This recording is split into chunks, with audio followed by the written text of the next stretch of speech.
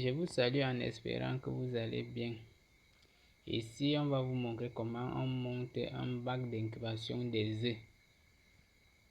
Comme matériel, on a juste besoin d'un seau, un petit seau comme ceci. Le seau-ci, c'est le seau de 5 litres, le seau de chocolat, le seau de 5 litres. On a besoin de deux bananes et quelques pondoirs. Ici, nous allons utiliser la peau de coco comme pondoir. Vous voyez, c'est la peau de coco, elle n'est pas sec, c'est encore frais, elle est encore fraîche là. Donc la peau de coco et la poudre de la peau de coco. Pour obtenir ça, on gratte juste cette peau comme ceci là, on gratte soit avec une louche comme à passer là. Bon, on va donc passer au montage proprement dit. Donc on prend d'abord cette poudre qu'on met en bas après avoir gratté. Voilà, on a déjà mis la poudre. Donc on remplit bien le bas. Cette poudre sert à quoi? Quand les larves vont éclore, elles vont ancrer directement à l'intérieur. Ils vont d'abord commencer à consommer ces déchets, ces débris-ci. On utilise la peau de coco qui est encore fraîche. C'est ça qu'on utilise. Maintenant, la poudre ici joue deux rôles. Ça va d'abord servir dans un premier temps à alimenter les larves. Les larves vont d'abord commencer à consommer ça. Maintenant, la banane qu'on va poser au-dessus, comme la banane va produire un peu l'eau, maintenant cette poudre va absorber l'eau que la banane va produire et ça va maintenir le substrat si humide.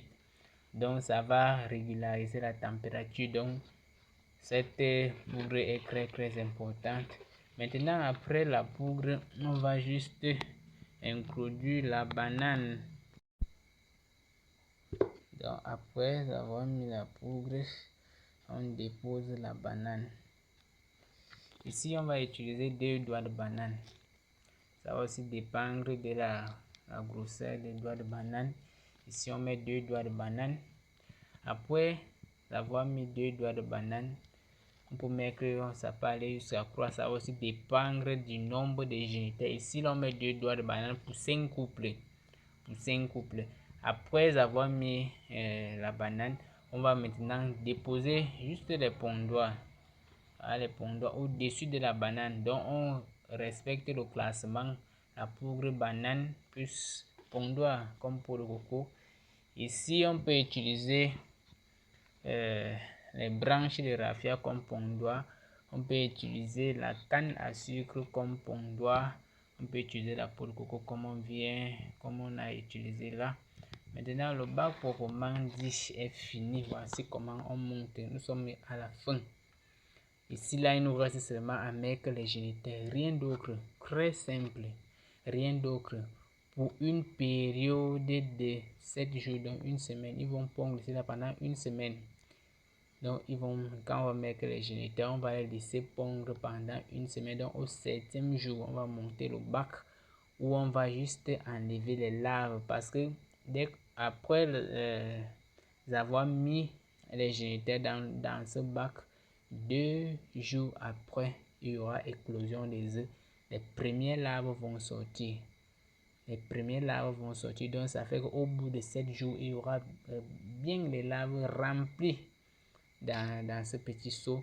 On prend juste ces larves, on les met dans le bac où ils vont évoluer. Et au bout de 20 jours, on aura des grosses larves. Donc voici en quelque sorte comment on monte un bac d'incubation des œufs. Donc voici le bac d'incubation des œufs proprement dit.